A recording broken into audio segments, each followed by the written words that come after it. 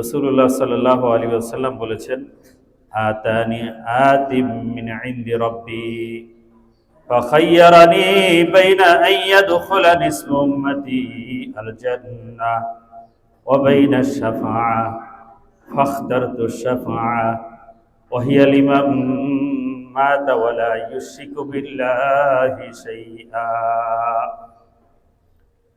নবী করিম সাল্লাল্লাহু আলাইহি ওয়াসাল্লাম বলেন, আমার কাছে একজন ফেরেশতা এসে বলল, আতানি আতিব মিন ইনদি রাব্বি, আল্লাহর পক্ষ থেকে, আমার রবের পক্ষ থেকে কেউ এসে আমাকে দুইটা ইখতিয়ার, দুইটা সুযোগ, দুইটা অপশন দেওয়া হলো। ফাখায়্যারানি বাইনা আইয়াদখুলা নিসফু উম্মতি আল জান্নাহ ওয়া বাইনা আশ-শাফাআ, যে আপনার অর্ধেক উম্মত জান্নাতে প্রবেশ করবে।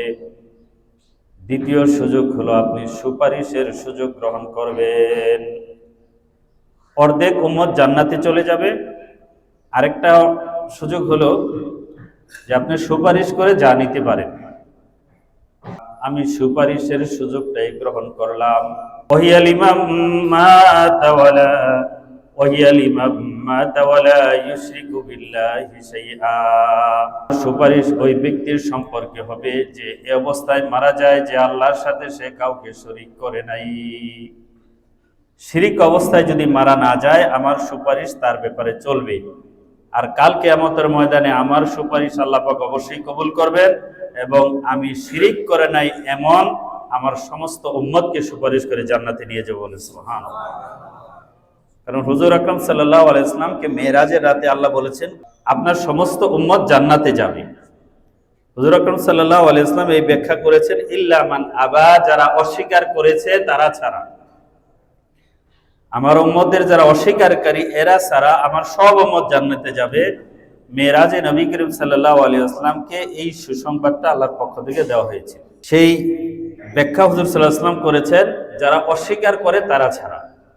ইলা ওমান আবা ইয়া রাসূলুল্লাহ, অস্বীকারী কারা হে আল্লাহর রাসূল?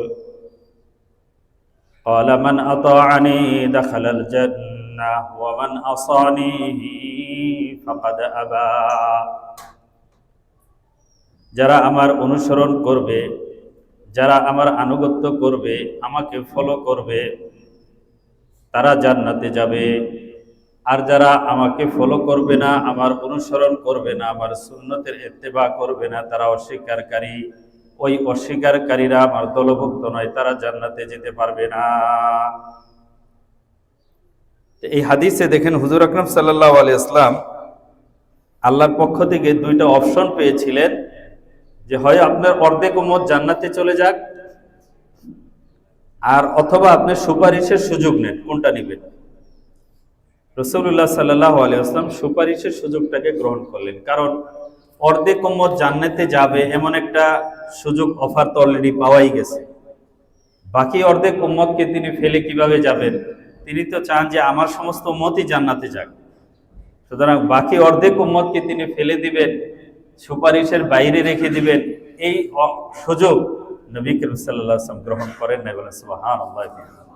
কত ভালোবাসেন! যদি অর্ধেক যাইতো আর অর্ধেক রেখে যাইতেন, তাহলে আমার মনে হয় আমরা ফেলে দেওয়া অর্ধেকের মধ্যেই পড়ে যেতাম। শেষ জামানায়, গুনার জামানার মানুষ, সলভে সালিনের যুগের রসুলের আশেক মানুষরাই, তারাই হয়তো চলে যেত।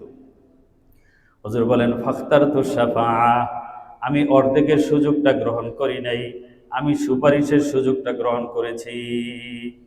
কারণ আল্লাহ পাক আমাকে বলে রেখেছেন, ওয়ালা সাওফা ইউতিকা রাব্বুকা ফাতারদা, আপনার রব আপনাকে এমন দিবেন যে আপনি খুশি হয়ে যাবেন।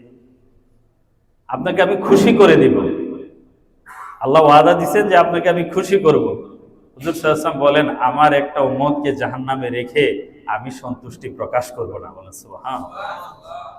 কি উম্মতের কান্ডারি, কি উম্মতের জন্য পাগল নবী, কত বড় নবী আমরা পেয়েছি। হুজুর সাল্লাল্লাহু আলাইহি ওয়াসাল্লাম বলেন, আমার যেই উম্মত শিরিক না করে দুনিয়া থেকে বিদায় হবে, ঈমান নিয়ে যারা যাবে, এমন সমস্ত উম্মতকে আমি জাহান্নাম থেকে বের করে জান্নাতে প্রবেশ করিয়ে দিব।